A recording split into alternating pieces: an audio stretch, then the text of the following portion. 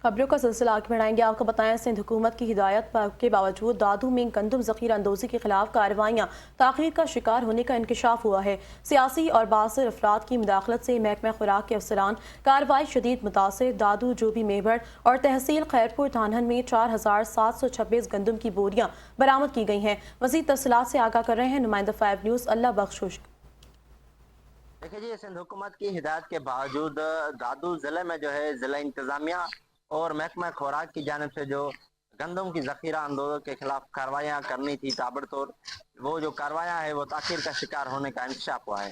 इस सिलसिले में हमने जो आदाद व शुमार इकट्ठा किए हैं दादू जोही और मेहर तहसील खैरनाथन शाह में, वो ये है कि 4726 गंदम की बोरियां जो है जिला इंतजामिया और महकमा खुराक की जानिब से जो है बरामद की गई। लेकिन बात यह है कि जो गंदम की बोरियां जो बरामद हुई है वो जो है सरकारी गोदामों में मुंतकिल ना हो सकी है।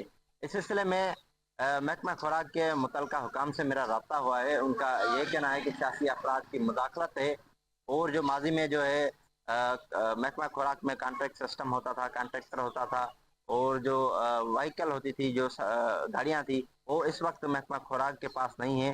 दादू के शहरी हलकों ने एक मरतबा फिर ये मुतालबा किया है कि गंदम की जखीरा अंदोजों के खिलाफ ताबड़तोड़ कार्रवाइयाँ की जाए, जो फोटो सेशन है उसको ख़त्म किया जाए, ताकि जो मुस्तकबिल में जो आटे का बहरान या गंदम का बहरान जो है वो पैदा ना हो सके। जी।